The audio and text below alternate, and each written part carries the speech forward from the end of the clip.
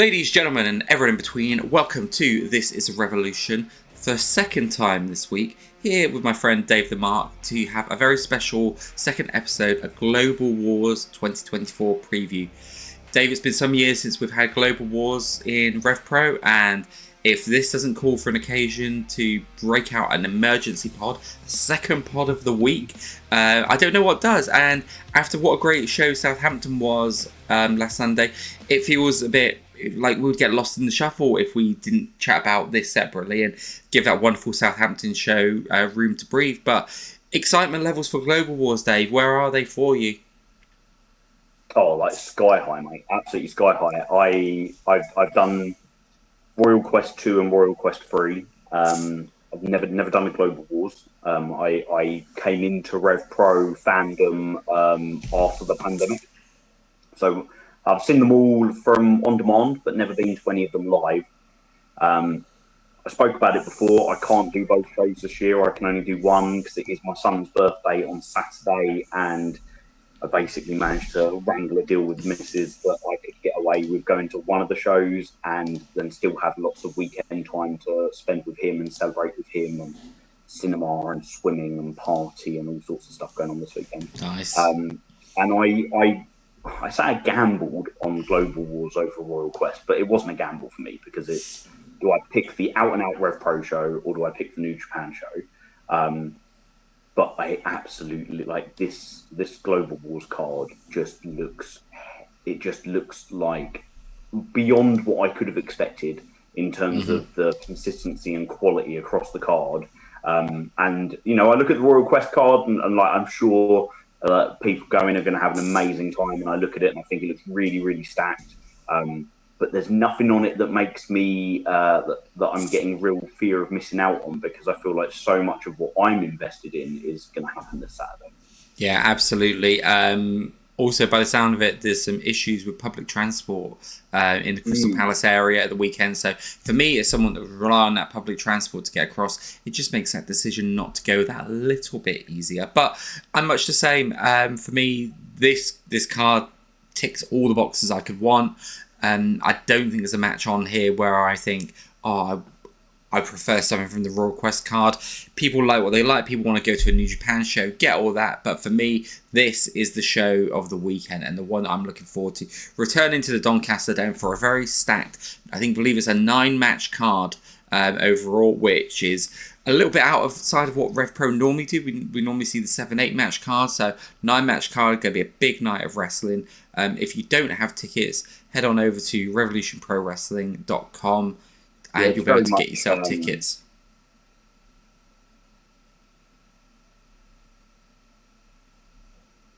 It's very much the 9-match card shows you just how important this show is, because that's been reserved this year for the anniversary show and for high stakes.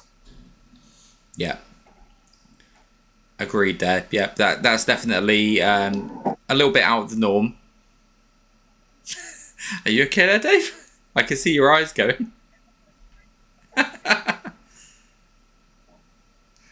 got rudely interrupted. While Dave finds out who's in the house with him, no, seriously though, it looks like it's going to be a big card for a big show.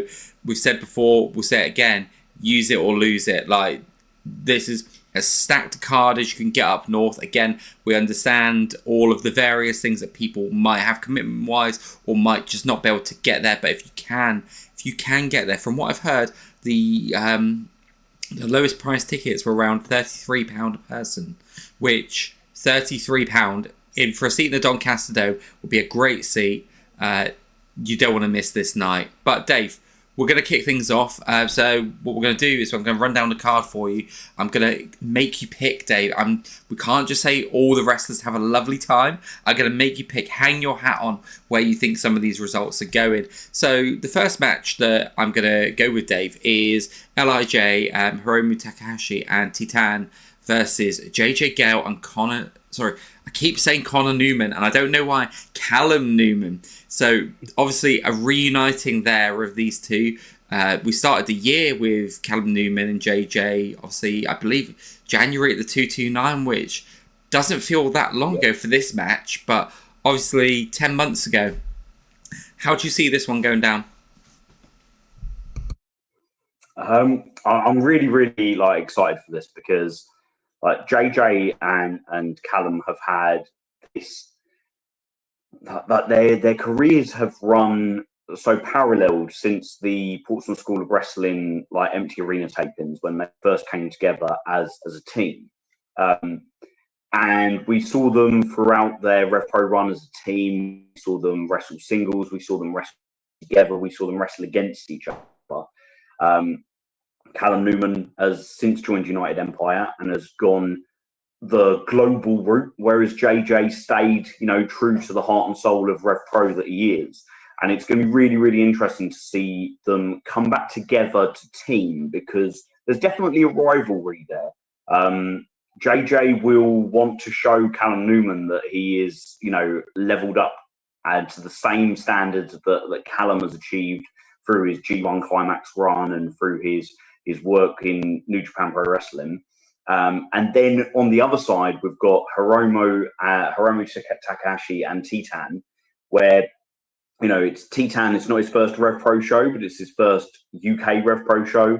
Hiromu returns to RevPro, having appeared pre-pandemic, but not post-pandemic. So there's going to be some really interesting like dynamics going in. Lots like a first-time ever contest, which is always exciting.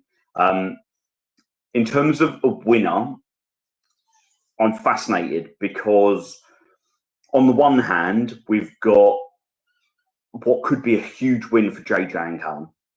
Like it really, really would be a huge win for them. But they haven't teamed together for, over a year, approaching 2 years now. They haven't teamed together. So that is going to be significant. LIJ in New Japan, there's 6-man, 8-man, 10-man tags regularly. And although Titan splits his time between Mexico and Japan, him and Hiromu will have wrestled together a considerable number of times since JJ and Callum last did. For me, that's what's going to give them the edge. And I think that we will see a Hiromu and Titan victory. Whether Callum and JJ maintain the friendly rivalry in defeat will be interesting. I believe they will. I think they genuinely are. There's a friendship there, more out of respect than sort of like CPF and Callum Newman have got, and that JJ will have with other wrestlers. It's definitely they were a marriage of convenience rather than a marriage of like best friends. If they can get a victory, then that would be, it would just show just how far they've both come since those empty arena taping matches. But I think it will be a Hiromu and Titan victory here. Yeah, I would echo the same thoughts as you, Dave. Really excited by this match. I think this has the opportunity to really steal the show. And I think that's something you can say by pretty much every match on this card. But I think this is one of those ones where people are probably coming in and probably thinking, okay, we can see where this one's going to go. And I think JJ will do what he does. And I think he'll take people's breath away a little bit. And anyone who's maybe not so familiar with him will become very familiar with him after this show. I think Hiromu and Titan, like you said, that partnership, that will see them through.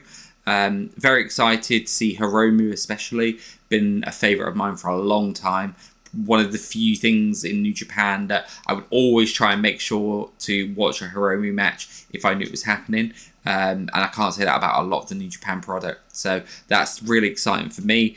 I think that we maybe see that friendly rivalry being tested a little bit more, and I really hope that come the end of this, whatever the result is, there's just something there that maybe sees these two gentlemen return from being friendly rivals to maybe not so friendly rivals, especially with some Southampton shows and Uprising around the corner as well. So that's going to be a really great match. And speaking of great matches, Dave, I mean, I can say that about pretty much every match on the card, but this one in particular, we have the 2024 British J Cup winner, Lio Rush, making his return back over.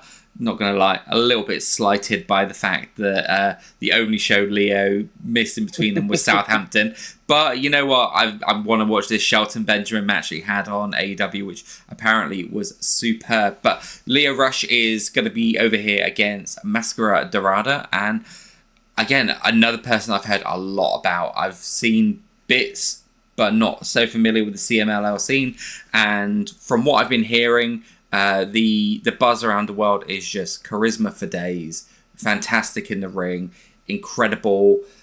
Leo exudes all of those same traits, right? And we've seen him have great matches. We've seen that wonderful match at the 229 with Leon Slater. But in this as well, we've got the added wrinkle that Leo has given away his... Well, I say given away. He's given first dibs away for the Undisputed British Cruiserweight title to Cameron Khai, who we'll discuss soon. But with a match like this, if he loses this match, does that then have implications for the title as well? So what's your thoughts on this match? I completely agree with you. Leo's been incredibly gracious with the fact that, he is the number one contender. The shot for Will Caven's Cruiserweight title is his. But with how things went down at the J Cup, with Kaven effectively taking Cameron Khai's opportunity to win that J Cup final away from him, and then for Cameron to bounce back in Sheffield when we had Cameron and Leo Rush and Dante Martin in an all-star six-man tag with True and Lacey and Kaven, for Cameron to get the victory and to get a pinfall victory over the champion Will Caven, it very much was, for me, the right thing for Leo to let Cameron take that first shot at him.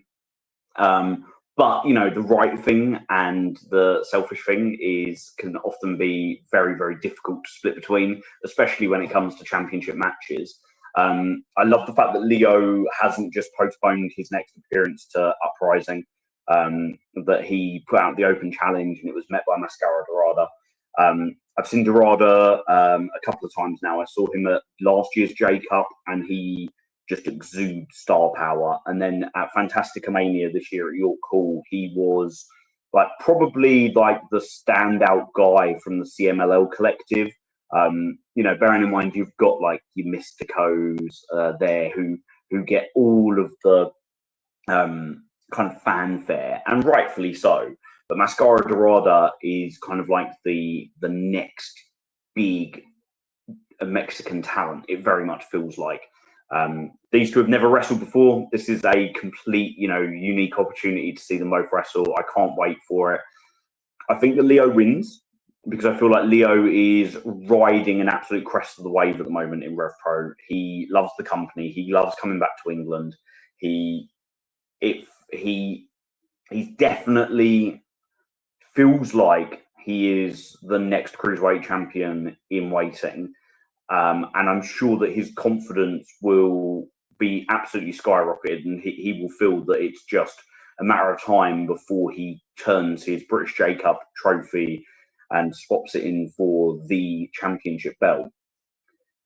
Whether or not he faces Cameron Khai or whether or not he faces Will Caven is obviously another story. But I think Leo will have enough to get past Dorada. How do you feel about Kaven and Khai? And do you also see Leo coming out victorious? So I think I do see Leo coming out victorious, but where it kind of does kind of hit for me, and the reason I mentioned earlier about the implications it could have, is because the reason Cameron Khai is going first is because Leo was like, you pinned the champ, you're up next. Leo has that in him where he wants to see the right thing happen, right? He's all about that, the right thing happening. The right thing at that time was Cameron Khai taking on Will Caven, and then he's up next. But what if Mascara Dorada defeats him? So Leo is the number one contender. Yeah, he's got that. So that's not being taken away from him. No one can say that is being taken away from him because he's got that opportunity. But then does Leo also do the right thing because someone pinned him? And that's what the interesting implication of this match is for me, that what could happen in this match, and if he does lose. I do ultimately think Leo is going to come out of it with a win. I think he has been on an absolute roll lately, and I think that this is going to be one of those matches where I don't think there's going to be as many pure high-fly matches over this weekend, which, with a card that has got a lot of people known for their aerial prowess, like it can be an interesting thing to say, because a lot of it is real clash of styles across the card where there are the more high flyers. So I think this is going to be your high flying masterclass, and we've seen the speed that Lio Rush has got. We've witnessed it firsthand. Probably second only to Callum Newman on this card for speed.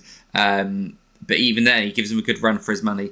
When it comes to Leo, I see Leo picking the win, and then going into the next match with Will Kaven and Cameron Khai.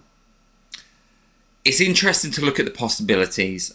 I don't see an upset happening, a feel-good moment happening here with Cameron Khai walking away with the title. I see this as the start, like really, there's some cementing the start of Will Kaven's run with the belt. Because since he's won it, has he had any defences?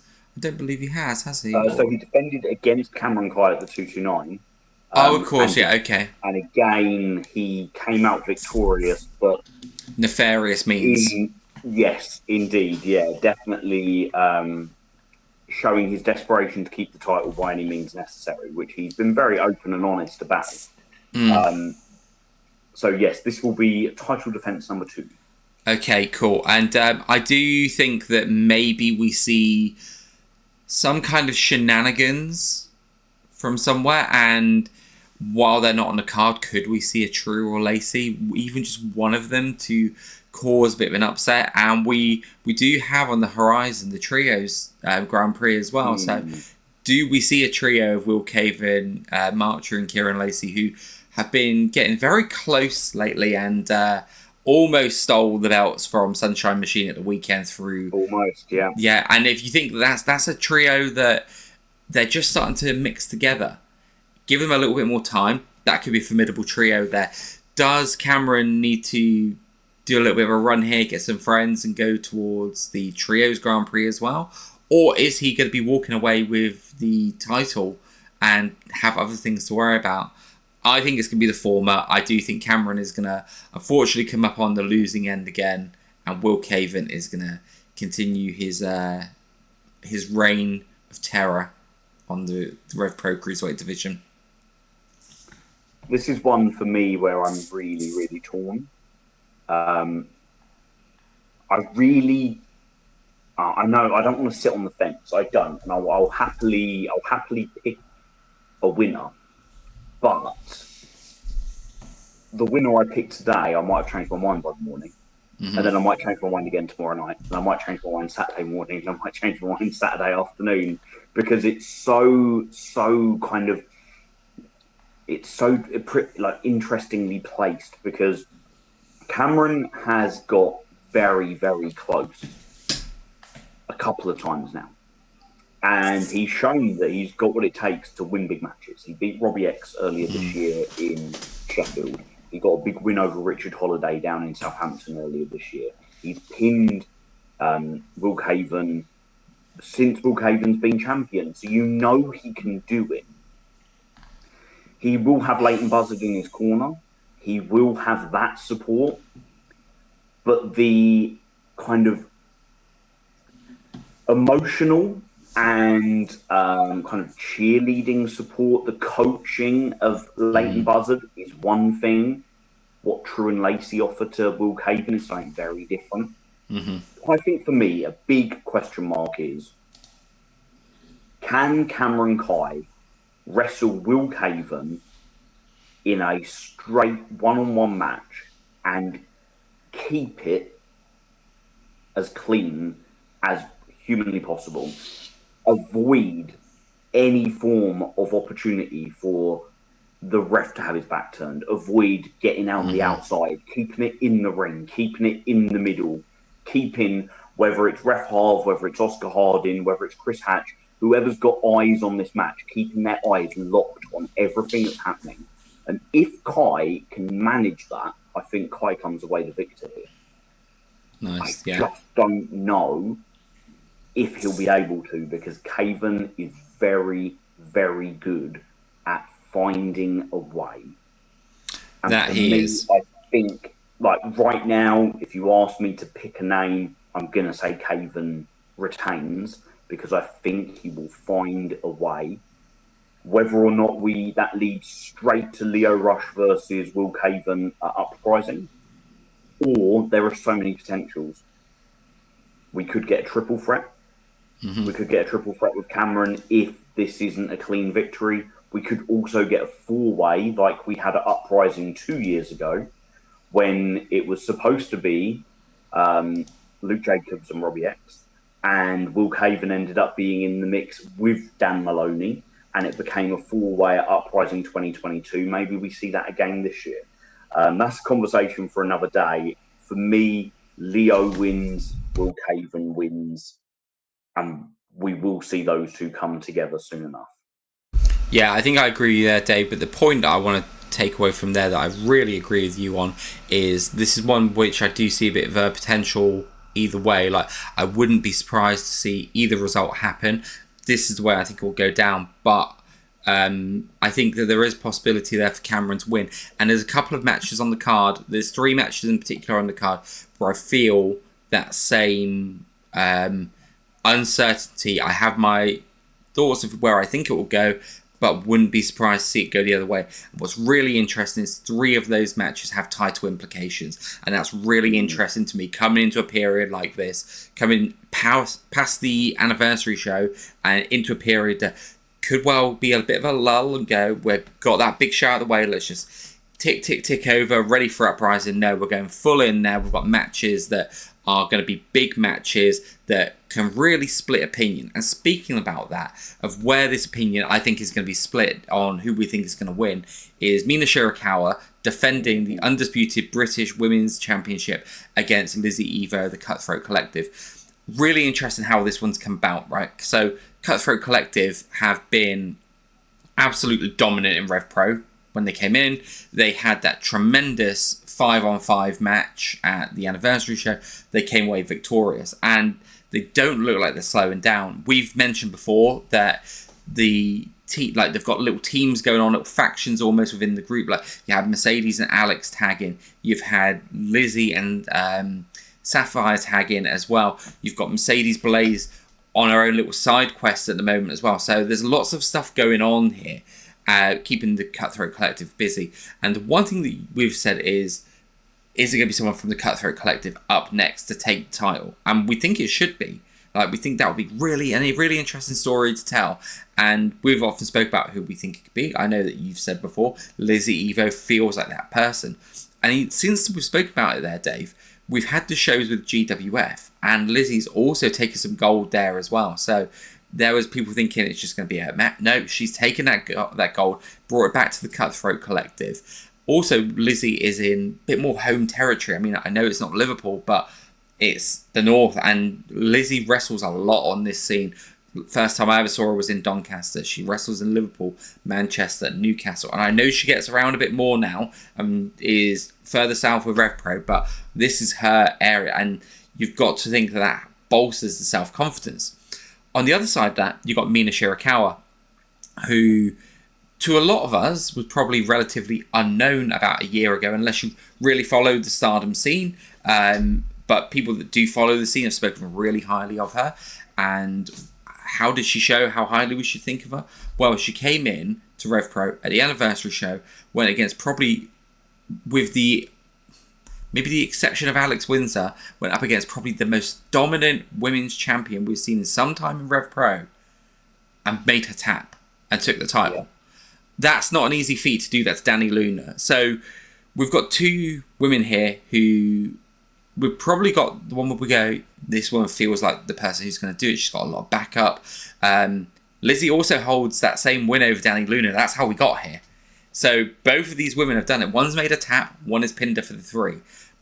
Neither of them needed assistance from the outside. So we've got 2 big names here, 2 big competitors. I think at this stage, Mina is going to find a way to keep the title and keep that run going to Uprising?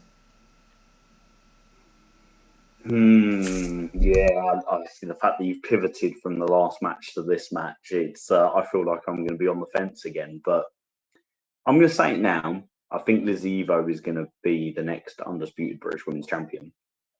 I do think that. Whether it is this Saturday at Global Wars, whether it is further down the line, I think it is going to be this Saturday. But there's one thing in the back of my mind that's playing away at me. Firstly, I think that Mina she's an incredible wrestler, but not just for how good and accomplished a wrestler she is, but she is fantastic at getting in the heads of other wrestlers. I think Danny Luna underestimated her at the Copper Box. I think when Danny saw that her original match with Stephanie Vacour was not taking place and she was replaced with Mina Shirakawa, I think there was an element of kind of relief from Danny, or maybe even a sense of like, I don't think she saw Mina on Stephanie's level. And Mina, I think, shocked everybody at the Copper Box because nobody was touting that they thought she was going to win the championship. And nobody would have had her down to tap Danny Luna out. Danny Luna, the woman who survived the dog collar match at the Revolution Rumble, tapped Mina Shirakawa. And I am not, please don't get me wrong, I am not in any way criticizing Danny Luna here. Danny Luna is an incredible wrestler. But Mina played a blinder. Like, she really did. Now, can she do it again? Or is that the sort of thing you can only pull out once? Because, Lizzy was at the Copper Box. Lizzy saw that. That's going to be an interesting side to it. The other thing that I find really fascinating is Andy Quilden said this week that Lizzy Evo has indicated that she wants to face Mina Shirakawa one-on-one without the Cutthroat Collective. Now, that took me by surprise. And there's a part of me that questions, or two things, really. One, how honest is Lizzy being with Andy? And two, if she is being honest, is she reducing her chances of becoming undisputed women's champion because of the fact that she wants to do it by herself? And is she kind of cutting her nose off to spite her face? So I'm really, really interested. One, does Lizzy do this one-on-one? Or is it simply that she's going to come out by herself and that the rest of the group or some of the group are around waiting for the opportune moment? If that's the case, I think Lizzy takes the belt. If it is a straight Lizzy versus Mina one-on-one match and Lizzy's determined to do it by herself, I think it reduces her chances of winning. And it brings a question mark for me. My gut says she will still have enough. But my head is telling me that the Cutthroat Collective have always been at their strongest when there are more than one of them. And even though she beat Danny Luna clean as a whistle in the 229, she did still have Mercedes and Alex at ringside. And although they didn't interfere in the match, sometimes that presence is enough. And if she goes completely solo this Saturday, it might be to her detriment. I will admire it.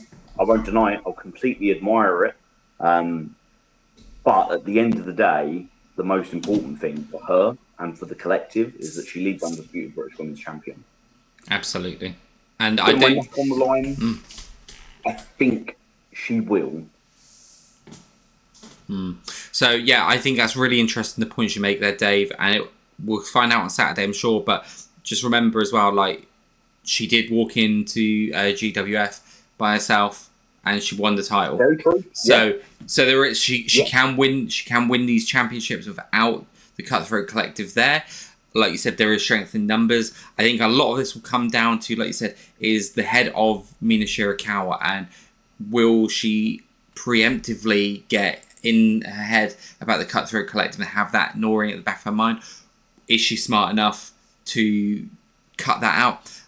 Something is telling me that Mina, being the flamboyant woman she is, and the career that she's had in Stardom, and some of the tricks that she's likely got up to there, she will not be a stranger to some of this going down. So I think she'll have enough in the tank as well, and that's what I think will see her through. Now, moving on to that, we've obviously got a great Japanese superstar there. We've got another great one in an all-star trios match with Zozaya, David Francisco, Zozaya, captaining a team of Leon Slater and Hiroshi Tanahashi against a team captained by Connor Mills of Gabe Kidd and Jay Joshua. And there was someone on Twitter, I think it was Chris, his name is, who said the dome to the dome for the Hiroshi Tanahashi retirement tour. The Doncaster Dome to the Tokyo Dome. And my word, if there's ever faint praise for a dome there, this would be it. But yeah, you know, I can't look past Team Tanahashi here. I just can't, for obvious reasons. The start of the retirement tour, probably, and what's really interesting is you've got the ace of New Japan and you've got the ace of RevPro here as well. And at one time, maybe the other ace of RevPro, you could argue, with Leon Slater, going against a team of Connor Mills, who is just, he is a vicious bastard, right? And he's helped bring that out in Jay Joshua. And somehow, neither of those two are the most vicious bastard on the team. You know, I have heard about Gabe. You know, I've heard about Gabe Kidd, though. He's a madman, don't you know? And absolutely a madman. Just in case you've never heard it. But I think this is going to be one hell of a match. Gabe Kidd, when I've seen him in, I mean, to be fair, the last time I saw him in RevPro was Will Ospreay at last year's Uprising. And that was, I mean, not the match I was expecting, but it was a very vicious, brutal kind of affair. And I think in the last year, like, Gabe Kidd hasn't done anything to kind of make you think that he's going to be any less vicious. You team him up with someone sadistic as Connor Mills. Connor Mills is just finding new ways to hurt people. And new ways to hurt people and enjoy it. I kind of look at Connor Mills as like the wrestling equivalent of a kidnapper who just takes a victim and just wants to torture them. That's what he is. He wants to find you, he wants to push you, prod at you, make you lose all hope. And Jay Joshua being added to that, wonderful. What I would like to add as well is I'm happy for so many of these guys, but Jay Joshua especially, because 3 months ago, he wasn't even in RevPro, right? He was given an opportunity and he has smashed it since.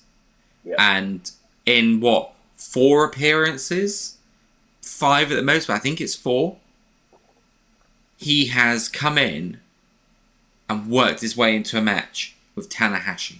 Like, that's just the epitome of what, like, being someone who comes in, has great matches, it does for you. And yeah, I'm really excited to see this match. I think you've got lots of different styles at play in this match. As we've said before, styles make fights. I'm not the biggest trios guy in the world, but I think because it's not just everyone's the same style, I think that adds a lot to it. On the face team, you've got Tanahashi, who is just himself. He's a legend. You've got Zozaya, who has got like this, I just want to say, like, amateur wrestling style. And you've got Leon, who's just, he can do everything, right? So you've kind of got that mix of styles there. And then on the heel team, you've got someone who can bring the brutality with Gabe Kidd. You've got someone who's going to be a sadistic, technical bastard like Mills, strikes, all of that stuff. and then a power wrestler like Jay Joshua, who he's not just power, but he can add that extra dimension to things. This is going to be a great match, but I can't look past Team Tanahashi. Yeah, it's you think that this is likely going to go on, in between some of the matches with real high stakes, some in between some of those big like super heavyweight singles matches that we've got on this card, and it's got Hiroshi Tanahashi, Gabe Kidd, Leon Slater, Zozaya, Connor Mills, and Jay Joshua in it. Like this is as stacked a card as we've ever seen in Revolution Pro Wrestling. Yeah, it's interesting. There's a couple of first out, dibs to Chris up in Sheffield. I absolutely love the nod to how Hiroshi Tanahashi's retirement tour will begin in the Doncaster Dome and end in Tokyo Dome. I love that. Lovely lad. It is going to be. This is one of those moments where you think, how many more times are we ever going to see Hiroshi Tanahashi on UK soil? You can't take these moments for granted. You can't take these wrestlers for granted. We've also said about how you can't take wrestlers like Zozaya and Leon Slater for granted. Leon Slater's already signed with TNA. It's only a matter of time before he is picking up more and more and more US dates and less UK dates. Hiroshi Tanahashi is not just the ace of New Japan Pro Wrestling. He's the president of New Japan Pro Wrestling, and he's going to wrestle side by side with Zozaya. Now, Okada wrestled Will Ospreay at a Global Wars, and at the end of that, that led to the path of Will Ospreay becoming the aerial assassin in New Japan Pro Wrestling that's led to his kind of world domination. Yeah. There is a very good chance here that Zozaya impresses Tanahashi and we see Zozaya in a New Japan ring sooner rather than later. And, you can't take these guys for granted. On the other side, we've got Gabe Kidd, who we saw, rise through the ranks as a contender in Revolution Pro Wrestling to being one of the most dominant wrestlers in the world. His 2024 body of work is incredible. His G1 climax was incredible. The way that he has carried the New Japan Strong Openweight Championship has been incredible. And the idea of madman Gabe Kidd, technical bastard, it's the best word for him in Connor Mills, and then this heavyweight hoss in Jay Joshua. I can't look past that team. I really can't, because Leon for a high flying wrestler can strike and take strikes as good as anybody. Zozaya is a complete athlete, and Hiroshi Tanahashi, whilst his legs might not carry him the way they used to, his head is still there. You think of for a sporting footballing analogy, you look at someone like a Teddy Sheringham back in the 90s, who, when he lost that little bit of pace that he never really had, he always found the right place to be because he had the brain for it, and that's Hiroshi Tanahashi. I just think that Gabe Kidd, in the form that he's in, Connor Mills got a dominant victory over Michael Oku and Zozaya with Jay Joshua by his side in Southampton last Sunday. The form that they're in, I just feel like this could be a big moment for those three men, and the fanfare and the excitement to see Tanahashi, the ace, with Zozaya and Leon Slater, these young upstarts who have taken Europe by storm. That fanfare may turn to something else when we see just how vicious a group that they're opposing are. It's one that I'm really, really fascinated for, and it's one of those matches that, given the state of some of these other cop matches we've got on this card, the stakes that are there, this is one that I'm secretly looking forward to most. Yeah, I think this is going to be a real fun show. Real fun match.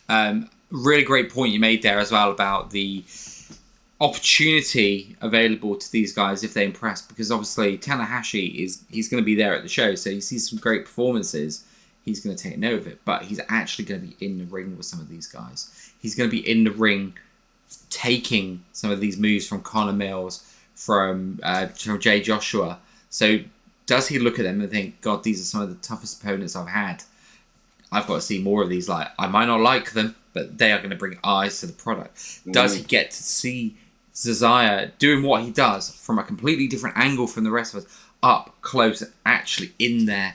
It could be interesting. And, he's only competed, Hiroshi Tanahashi's only competed at one UK Global Wars previously. And that was against Big Damo as well. So a very different type of match for him here.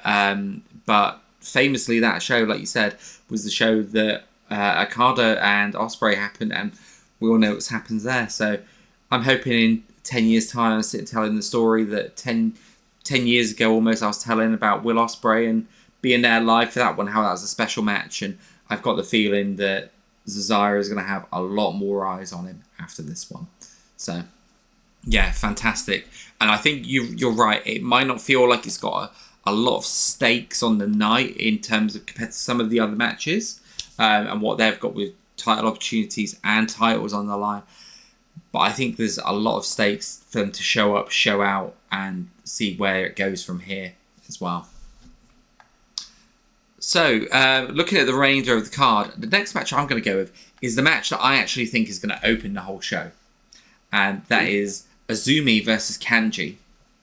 Ooh. In terms of, we've just spoken about a match where we said there's a lot of matches with stakes on the line and a lot of matches where it feels like they're just great matches, right? And that's what this kind of show is. It's like a Forbidden Door style. Like, it's just you bring your best, we'll bring our best, and off you go, off to the races. That's what I think this one is. Azumi is not one that I had on my list of people. If you asked me to write down 50 names, she's not someone I'd be writing down despite the stellar reputation she has. She just wasn't on my radar. But every person I speak to who has watched her, and I've seen some matches, I've really liked what I've seen, but I can't say that I've seen the whole body of work as closely as others. But everything I have seen, everyone that I trust and who knows about her speaks massively highly of her.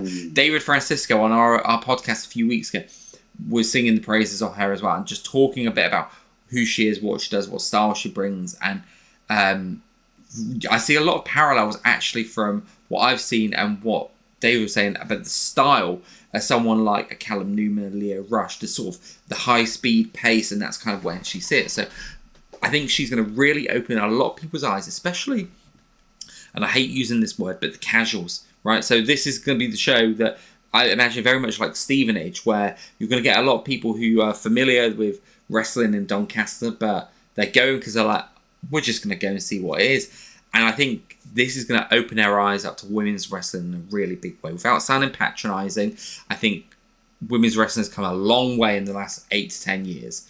But there's probably still a area of fans who probably just don't see as many women's matches and probably still think of it in a certain typecast. And these two wrestlers could not be further from that typecast of yesteryear at all. Both really accomplished athletes, really accomplished wrestlers. Azumi is going to come over here, I think, and take the world by storm. And I think this is going to be her audition for RevPro. I think she's going to be back. I think we're going to see more of her. Kanji, she is really on the rise, as we've been saying. Like, look, and that sounds like, again, faint praise. Like, Kanji's on the rise. She's a former women's champion, right? So let's not kind of act like she's not someone who's already been to the mountaintop. But she is someone who I think is having a career year, not just in RevPro, but in wrestling. And I think she's turning a lot of people's attention to her just from going in there, having a banger match, banger match, banger match. Like I said, at the beginning of the year, she was someone I was going, okay, someone that I've seen, understand, see the appeal, see what she's doing, really great. But then watching the matches and go, actually, I'm seeing more and more and more added here. Again, I've said it before, but this could be the sleeper hit of the night, this one. This could be one that people might not be expecting a ton from, just because, again, it's people they might not be familiar with or all of that stuff. I just think this could be a really, really great match. And I see Kanji picking up the win. What I love about this match is it's a truly global war. Mm-hmm. And, you know, for me, Global Wars is a Revolution Pro Wrestling event. Not every single match needs to be a global war. We've got Cameron Khai and Will Kaven, which is a big event match. But it doesn't need, that's no less of a global war because it's got two British talents, because it's an event under the umbrella of a big British wrestling company, the biggest British wrestling company. But this one really is a global war. And what I love about it is there's going to be Stardom fans that tune into this. There's going to be Stardom fans in Japan hitting up RevProOnDemand.com. And there'll be Stardom fans that discover Kanji. Mm-hmm. There'll be RevPro fans who have never seen an Azumi match who are going to discover Azumi. There's going to be CMLL fans and All Elite Wrestling fans who are tuning in to see their guys on this card who could potentially discover both Azumi and Kanji. And, you know, that's something special. It's, again, another first-time ever contest. And, you know, some of these first-time ever contests they're special because they can be, you know, Andy Quilden said it this week, sometimes they're the first of many. Sometimes they're the first and only ever. And that is something that's truly special when you bring two talents together who have never fought each other before. I think this one, unlike some of the other ones we've talked about, is going to be very much a competitive match between two people with a lot of respect for one another.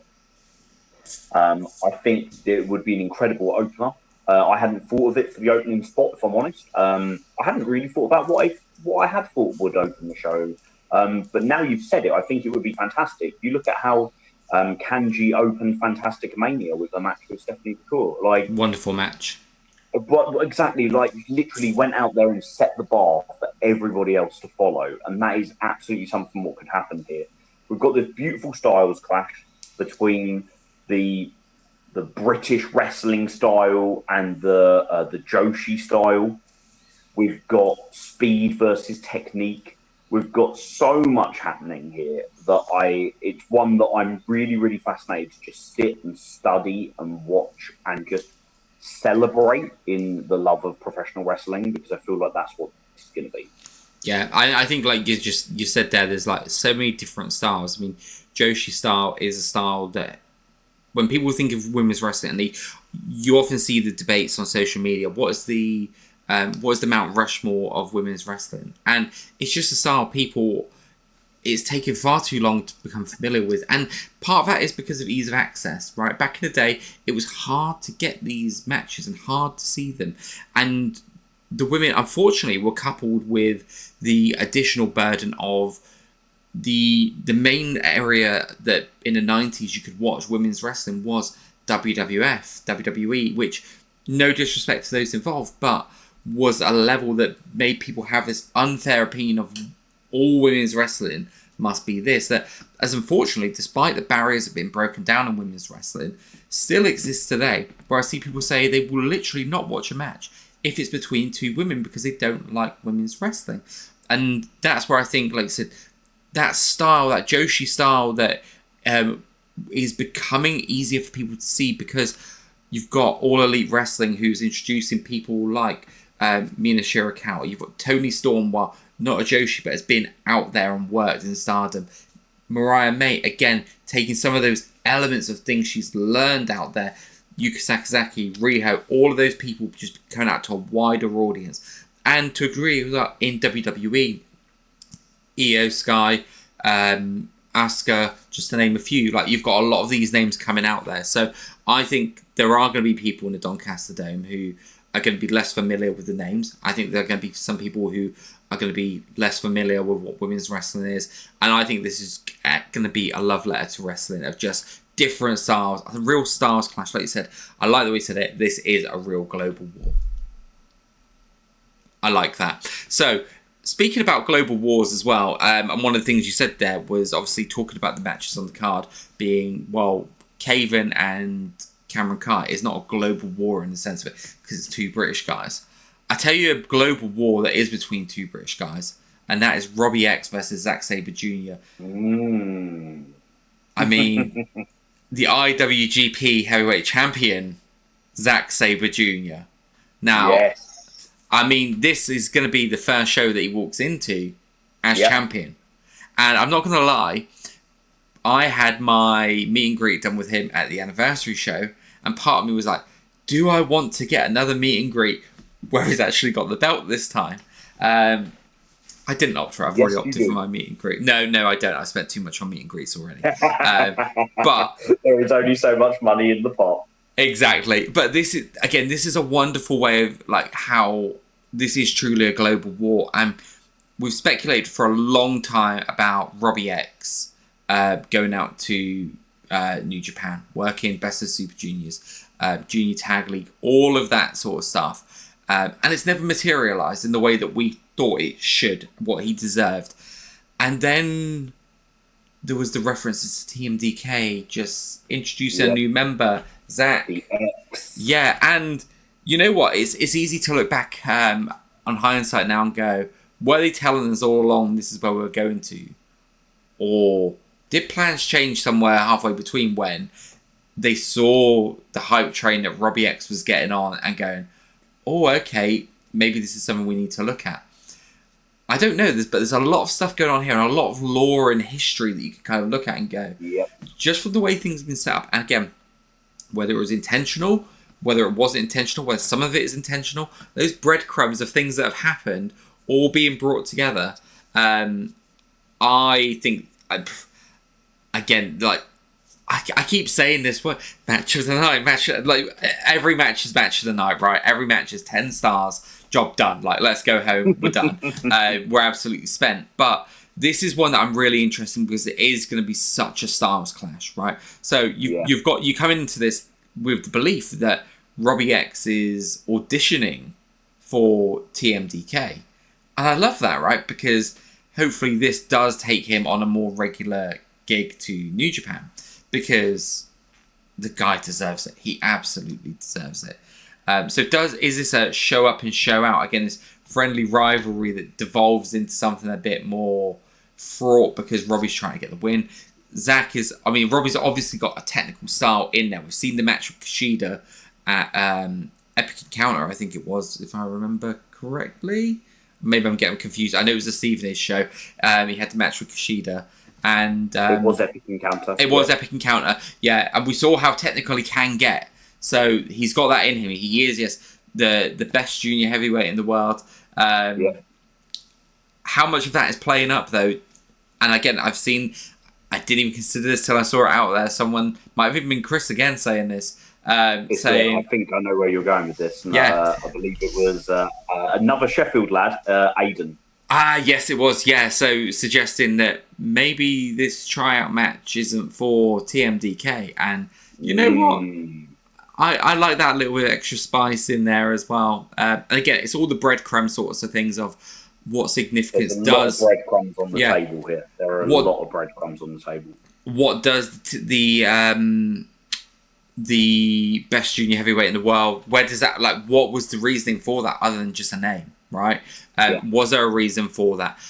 I think where this added as well was Robbie Eagles in Sheffield as well, actually having the face-to-face after the match as well. That added a lot for me because this isn't just us going, oh, well, we're trying to connect the dots, where wrestling fans love doing that sometimes with fantasy booking, myself included. I love going, where can we go with this? And sometimes people get themselves worked into a scenario where they can only foresee one thing, and then that's what they see, and they're disappointed when that doesn't happen. And I get that, right? You kind of start building yourself up. And that's part of the excitement of wrestling. But this, I think they've dropped enough breadcrumbs to actually make you go, this could happen, this could happen, this could happen. Yep. For me, I think this is less about who's going to win the match. Obviously, it's going to be a great match. I'm looking forward to that. But in terms of the match, there is no way in hell Zack Sabre Jr. is losing it. It's not happening. Like, the guy's just won the title. He doesn't come over and lose his first match. But I'm interested to see what the dynamic of the match is. How much that, because Robbie X over here, pure unadulterated babyface. People love him, right?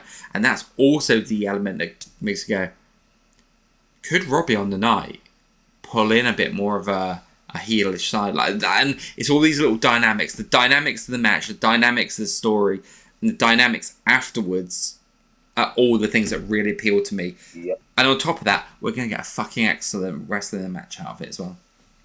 100%. I think this, we can say every match on the card's got potential to be match of the night, but this could well be a lot of people's favourite match. It's, it's a smorgasbord of professional wrestling styles, and I love technical wrestling. I love British technical wrestling, and this is going to be a British technical wrestling war. If that's not for you, well, there's plenty else on this card that is for you.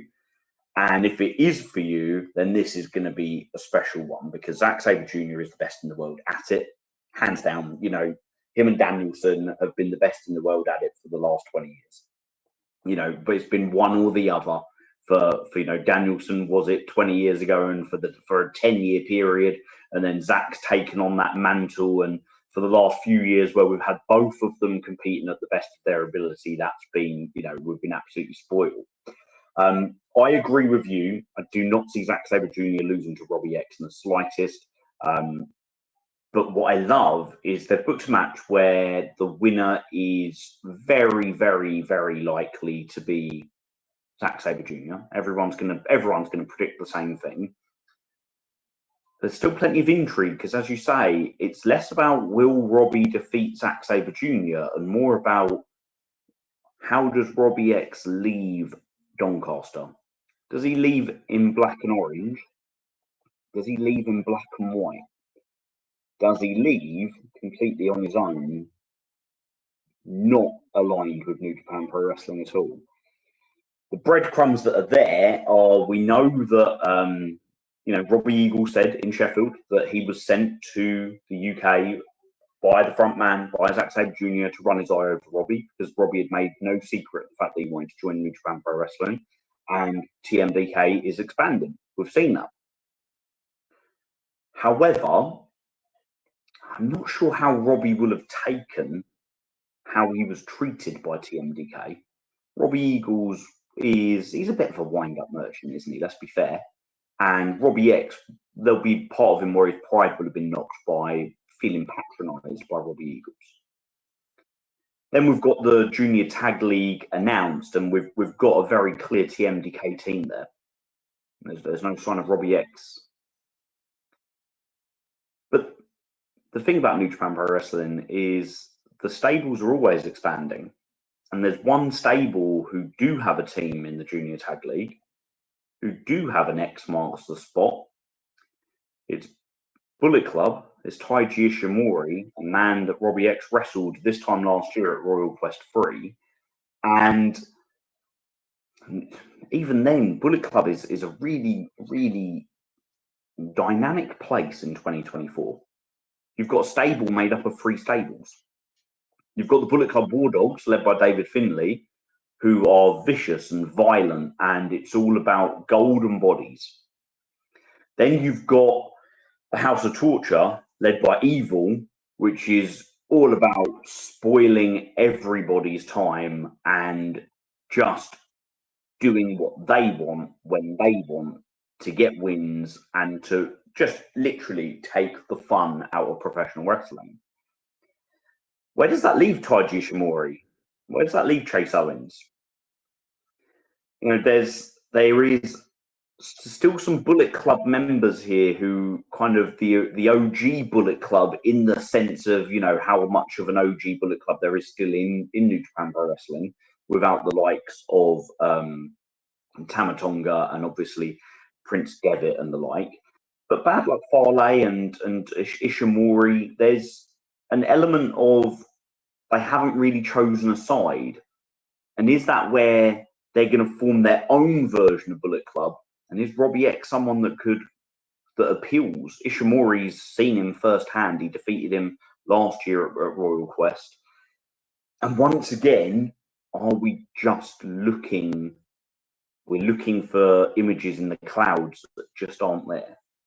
And is this all really a bit pie in the sky and Robbie X is going to make his New Japan Pro Wrestling debut, but not as part of a stable, simply just a guest in the Best of the Super Juniors, or even in the upcoming American events. So there's so much to consider. There's so much to be intrigued by, and I will be watching every little detail of this match to see any indication that suggests Robbie's leaning one way or the other. Absolutely. I think you've hit a lot of points nicely there. We've obviously got the show on Sunday, Royal Quest. So I don't believe Robbie's booked, but that's not to say that he couldn't make an appearance in some way either. So that's also an interesting thing to consider there. Also interested to consider that for Doncaster, there is another stable being represented there by New Japan Pro Wrestling as well, with Callum Newman there as well. So there's a lot at play. But something did just trigger into my mind there as you're describing House of Torture, what they're about. House of Torture are basically the New Japan version of Kaven, True and Lacey, right? Yeah. playing that spoiler and yeah. The cool. Disruptors. The Disruptors. Cool. So yeah, I think that's gonna be a fantastic match. Again, I keep saying gonna be a fantastic match. It's all gonna be great. I mean that anyone who is on the genuinely the most impressive Revolution Pro Wrestling card I've ever seen. I think so as well. Believe that. In terms of the star power, in terms of the story, in terms of every single match having me hyped to the nth degree, I know I'm a mark. I call myself the biggest mark in Revolution Pro Wrestling because I literally live for this shit. But there's something truly, truly special about just how much we are being spoiled here. Yeah. This is just. I agree with you. There's the quality of wrestling, even now compared to 9 years ago. And again, that's not to slate 9 years ago. Like we had some great wrestlers then, but again, the quality at every level and every division of what RevPro is bringing. And like you said, it's not just the matches; it's the stories as well. Just fantastic. Take this next match. Right, I'm assuming you're going to take us to Michael Oakley versus Ricky Knight Jr. Indeed, I am, my friend.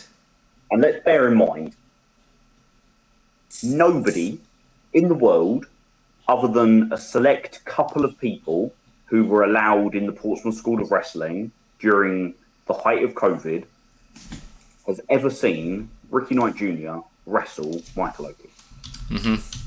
How, that is incredible. You think about how British professional wrestling works. Everybody works everywhere.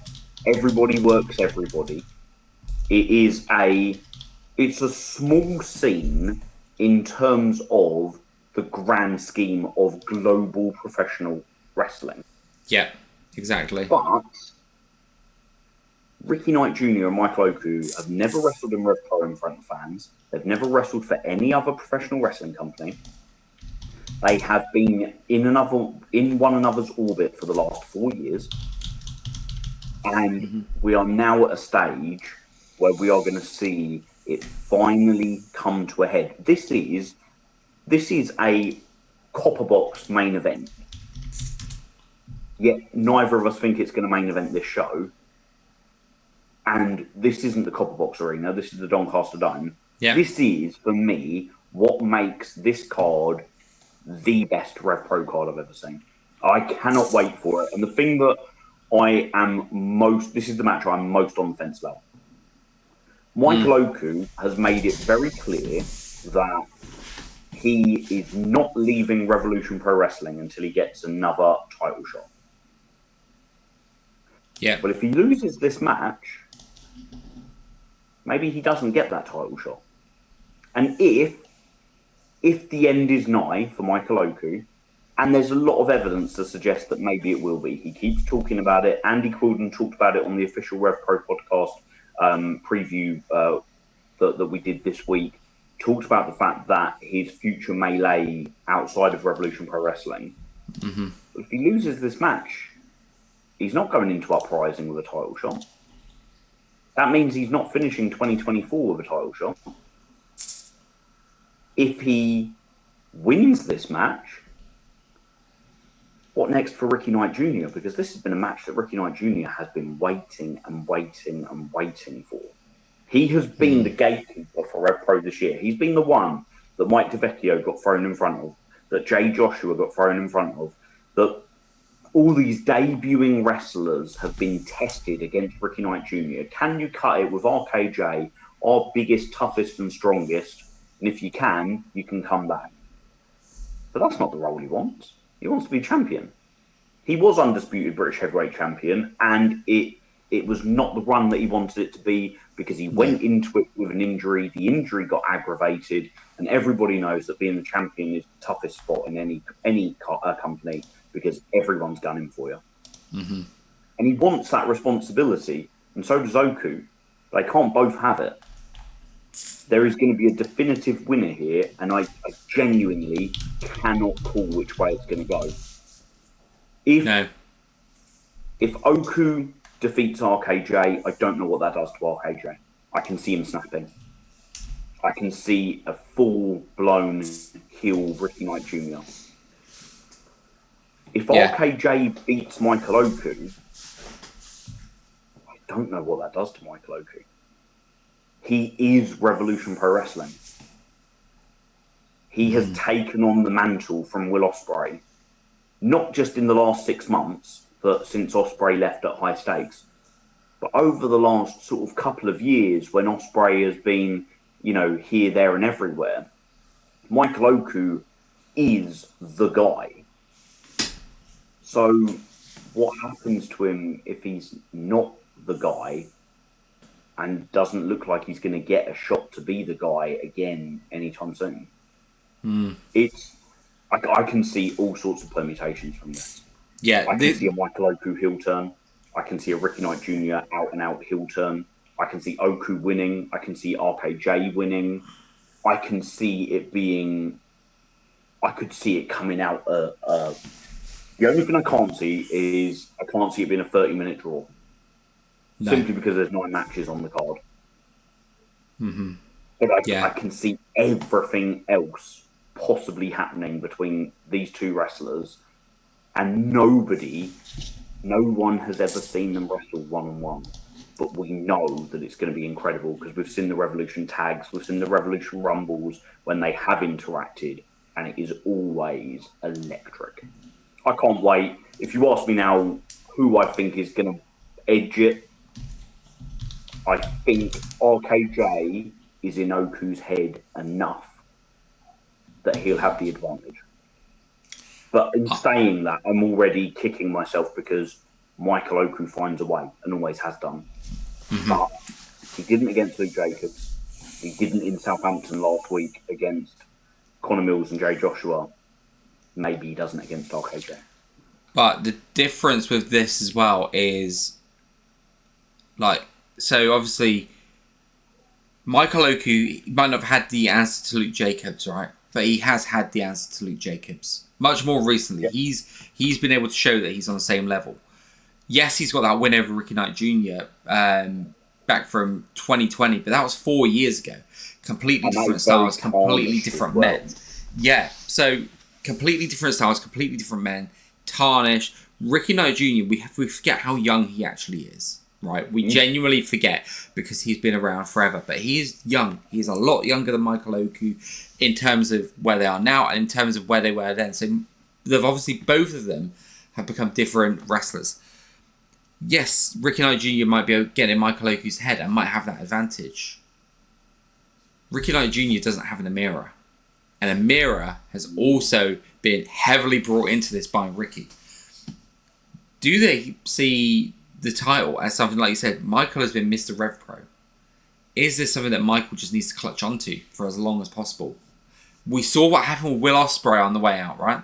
Will Ospreay was like, that is my title, that's my property. Who is the other man? And you know what, right? For as much as Will gets associated with that belt because of the run he had, and a big part of that was COVID, meaning that it can be defended, so Will was the champion. for me, that is neck and neck with the Oku run for me. And maybe the Oku run, I could certainly see an argument for someone saying the Oku run is actually the best run of the title in this company. And you would not hear me disagree. Yeah. Which means that Michael Oku relays that claim to go, actually, no, this is my belt. I want my belt back. And we've seen it. RevPro don't do automatic rematches, right? Because if they did, Michael Oku would be having the straight one-on-one with Luke Jacobs. But we've got two guys who have worked their way and put themselves in a position, right? So, and I think you said it's the permutations of what could happen. What does it look like? Either man on the night could get a win over the other. Michael Oku doesn't know when he's beaten, right? Michael Oku overcame Anthony Ogogo. Ricky Knight Jr. couldn't overcome Anthony Ogogo. Nope. Right? But Ricky Knight Jr., you could imagine that you put him in the fight, he could overcome someone like a Luke Jacobs, right? He's overcome Zozaya. Michael Oku, yes, he did, but he lost to Zozaya as well. So you've kind of got all of these things of where you can see where people can pick up these wins. They've got this in them. And I guess what I'm trying to say is that there is this element of these guys haven't gone against each other for 4 years. There's the unknown. So it's like when you've got two big football teams, right? And you kind of go, wow, they picked up a win against this team and this team and this team who play, and you kind of like try to work out where do they both sit. And I could see a scenario where Michael Oku doesn't know when he's beat, picking up the win because he's just ground it out. He has taken punishment after punishment, and he's found that window of opportunity that was what took him to the title, what has taken him on the run that he's gone on, what helped him beat Will Ospreay, right? Will Ospreay, best wrestler in the world. Said by many people, Michael Oku beat him because Michael Oku didn't know when he was beat. He carried that on, yet you had someone like Amira on the outside who, she bore some brunt from Ospreay as well. Does she get involved and do the same with Ricky? Is Ricky smart enough to know when to kind of quit on that as well? Because Will wasn't. Mm-hmm. Ricky's an intelligent guy, but is he going to let his emotions get involved in that as well? So there's another element to it. And you talk about heel turns. What if Michael Oku and Amira cheat because they see the greater good of him holding the title being saving RevPro or something along those lines? Them holding it means more. There's a lot of different things that could happen here, and yeah, I could see Michael Oku turn heel, and I could see RKJ going full blown face, like anti-hero Randy Orton-esque, if you will, like that, just kind of anti-hero sort of thing. So there's a lot that can come out of this. This is the match that I've been the most undecided of at all. Yeah, me too. Because I can see both. I can see the parallel universes going off, and I can see the world that Michael Oku wins and Ricky Knight Jr. doesn't. I can see the one where Ricky Knight Jr. wins and we've both said, being up front, that, and this is probably why I'm leaning to Ricky Knight Jr. We've often speculated when we've talked about what we think is going to happen in the future. Luke Jacobs is going to have a buffer, then Ricky Knight Jr. is going to be his first big match, okay, or first big feud, and we're working towards that. With the Sunshine Machine program, I said I want this to happen because this is the most interesting story to me. Both stories of what happens to the winner and what happens to the loser are just as interesting to me. So I don't care I don't care where this match goes. I just want to see the journey both go on afterwards. And then what we will do is we will speculate the fuck out of what could have happened with the others, because that's what we do, right? We overanalyze everything because we just enjoy it. But we will enjoy that ride we're going on. But I think RKJ picks this up, and I think he goes on to face Luke Jacobs, who I think Luke Jacobs versus Tomohiro Ishii 3. Man, this is going to be a special match. I have been lucky enough, as you have as well, to be in the venue for all 3 matches. It's the first time I can say that about a trio of matches. Annoyingly, I wasn't there for Oku Ospreay 2, which I know you were there for.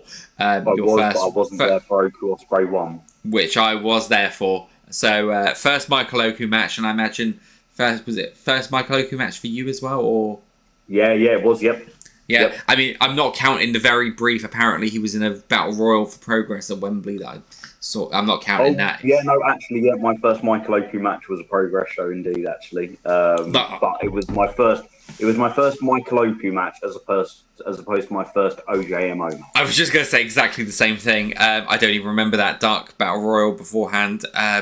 But yeah, so Luke Jacobs, Ishii, that match. Well, what is there to say? Yeah, like, I mean, go and watch their match at the Copper Box from a year ago. Like, it is one of the most spectacular professional wrestling matches I've ever seen. Do you know, I've still not watched it back because I don't know how much of it will take away from... You know, when you go and see a band who give it an all-time performance and you go, yeah. I don't trust that they can do that again, right? Yeah. I'm not saying I don't trust they can't do it again. I'm just worried that everything about that match was so special and that the love of the match in the moment is kind of like somehow watching it again takes away from it. And yeah.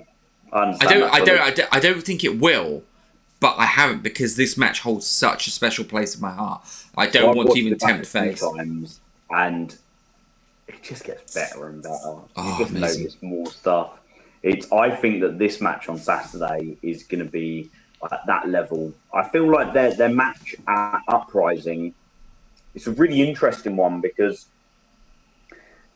again, Andy said it this week. He said that Luke Jacobs wanted that match and he wanted it quickly after the Copper Box match because he felt like he was so close to beating Ishii that he just needed another shot because he'd definitely get it done because he came so close the first time. Mm-hmm. But in the second match, he didn't come as close as he did the first time. No. And that knocked him back and put him on the path to where he is now. A year, almost a year later, what 10 months after Uprising last year. Yeah. And on that 10-month journey, he's won the Revolution Rumble. He's become undisputed British heavyweight champion, and he has been like the most dominant man in European wrestling. And now it feels like this is a mature and calm, focused Luke Jacobs for the first time against Tomohiro Ishii. I think the first time that they wrestled, he was very much the underdog. He knew he was the underdog, and he knew he was stepping up. Mm-hmm.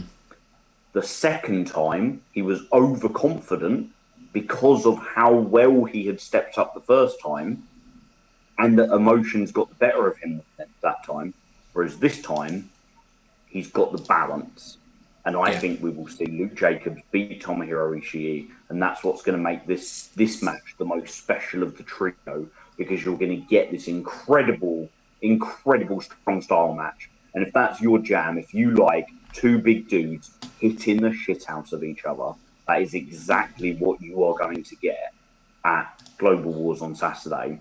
But I also think you're going to get the feel-good moment of the year when Luke Jacobs finally overcomes Tomohiro Ishii, and when he gets that moment of like personal redemption, because he called out RKJ because he didn't like the fact that he had that loss against him, and he did it.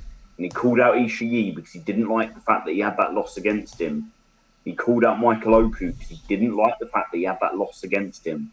Well, he beat Oku and he beat RKJ, but he didn't beat Ishii. And this is like the final piece of the puzzle that solidifies him at the top of the tree. Yeah, absolutely. I think everything you said there, spot on. I hope this is the most special of the three, because like I said, that potentially, that first match is up there in, I couldn't tell you the order, couldn't tell you what the rest of them are, my top 5 favourite wrestling matches I've been to live. It is up there with Danielson and Swerve. It is up there with American Alpha overcoming the Revival at NXT Dallas. Like, these real special matches to me. It is up there with all of those. They were all matches that did the same thing. They made me feel. They lost me in the moment. They made me feel. If this match even comes close to that first one, that was it. I've said before, Uprising last year, I was toying with the idea of going. As soon as that match got announced, I bought my tickets. That one match alone, and that is really, like, again, when you're looking at the card of that show last year, you got Zack Sabre Jr. and JJ Gale. You've got Leon Slater and Connor Mills on there. You've got Danny Luna and Alex Windsor. Volador Jr., Trent Seven, Oku Gibson, Ospreay, Gabe Kidd. And that was the match that sold me. And that's not saying anything against the other matches, but it made me feel that much. I was going, right, first London show outside of the comp box. Let's go, let's do this. And it's probably that show that's kept me on the journey now as much as I have. So that's what that second match did for me. I bought my ticket for this show as soon as the tickets went on sale, right? If I didn't and they announced this match, I'd have been buying my ticket. Like, it's just that simple for me. This has got the opportunity to be one of the most special matches of the year. And for me, if done right and how it makes me feel, this could be the match that rivals Ospreay Oku at high stakes. I agree. It's going to be a special match. It's going to be a special event. And again, if you are in a position where you are on the fence as to whether or not you are going on Saturday or not, my advice would be get yourself a ticket, even if it is one of the cheaper tickets, because anywhere you sit in that venue, you're going to have an incredible experience. And if you're not sure, then take a low risk with one of those seats.